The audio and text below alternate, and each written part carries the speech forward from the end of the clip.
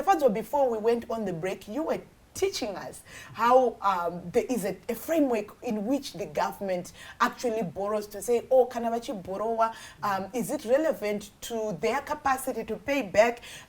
You know, is there a law that provides the framework or the procedures to say when the government is borrowing, if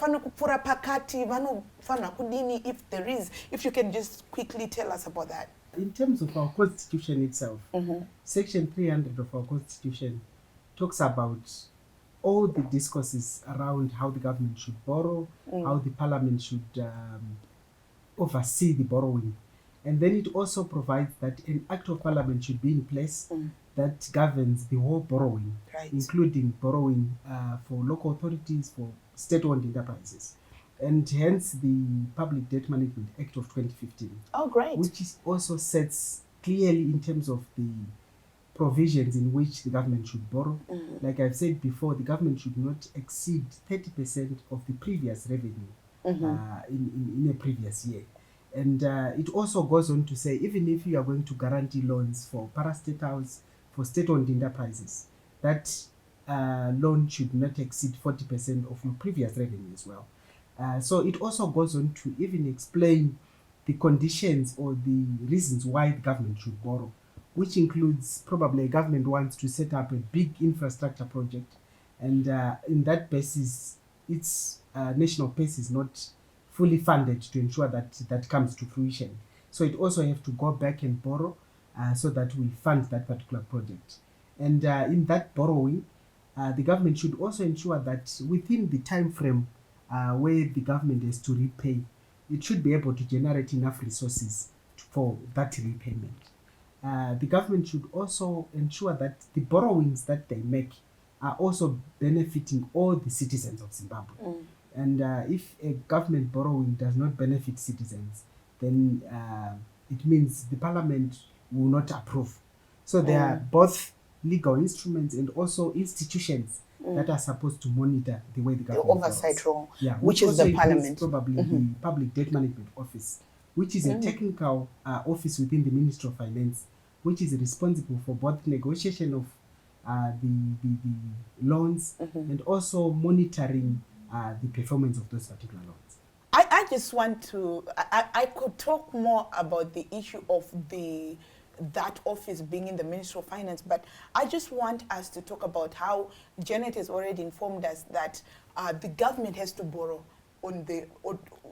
the government has to borrow to fulfill human rights, and you're telling us about all these frameworks to say there has to be stipulations and compliance according to the Constitution, according to the Act of 2015.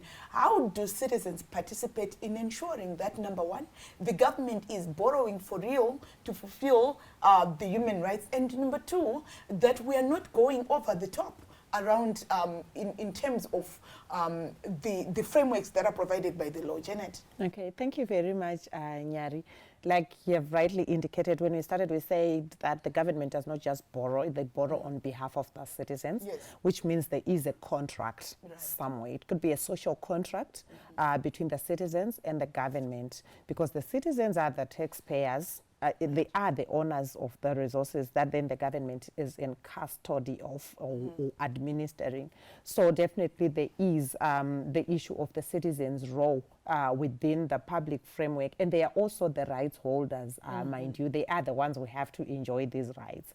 And I'm glad to say that the citizens should know that now the social and economic rights are also justiciable, which means that you can go to court if you feel that your right has been violated, your right to health or to food or to education has been violated. You can actually go to the Constitutional Court and say, my right has been violated.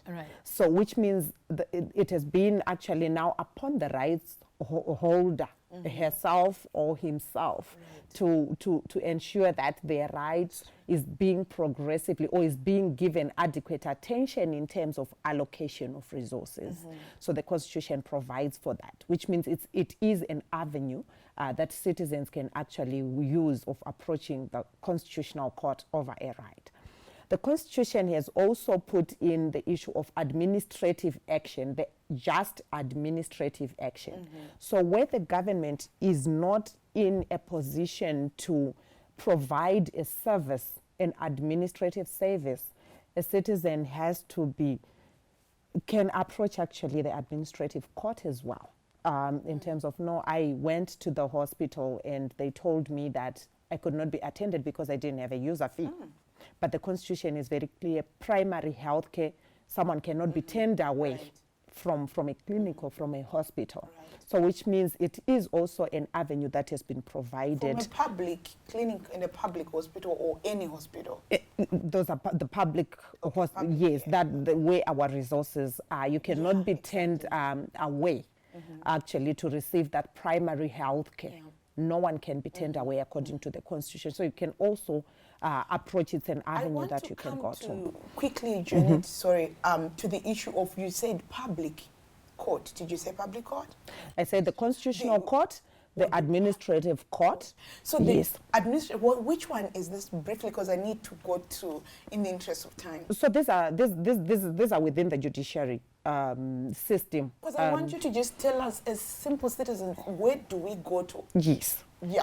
So they are actually, just as there is a magistrates court, there is a court that can sit as an administrative court within the judiciary system. And there is a constitutional court that has been actually set up where you can actually go to. Janet, you just mentioned about this amazing thing that I personally didn't know about the administrative court. Where do we find this stuff as well? And Yeah, the administrative court is within the framework of the judiciary. And I think it is at Mashonganyika building where you find that's the administrative in Harare. court. Yes, in Harare. And I'm sure there are also other administrative courts in the other cities. Right. Yeah. Maybe in just conclusion, talking about the issue of act for the citizens, how else do citizens participate in ensuring that they hold the government accountable?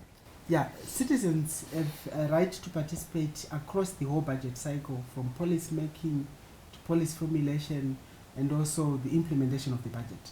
But there's a specific provision within our constitution, which is section 149, that allows citizens to push a public petition where when they are not happy about any way the government has delivered on a particular service, it can actually put down a petition and go to parliament with that petition.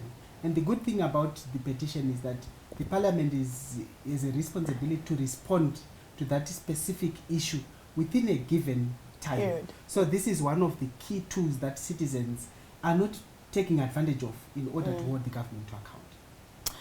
Well, this was an informative session where we learned about debt and its linkage to human rights and how the government borrows on our behalf, and how we can also participate in supporting the government and also holding the government accountable to us to make sure that are they borrowing to fulfill our human rights? Are they borrowing within the frameworks of what is provided by the law? And are we using the law that's provided in our beautiful constitution and the instrument that we learned about of 2015 that ensures that the government is doing the right thing? We will continue with this conversation. Until next time, we'll catch you next week. Have a good one.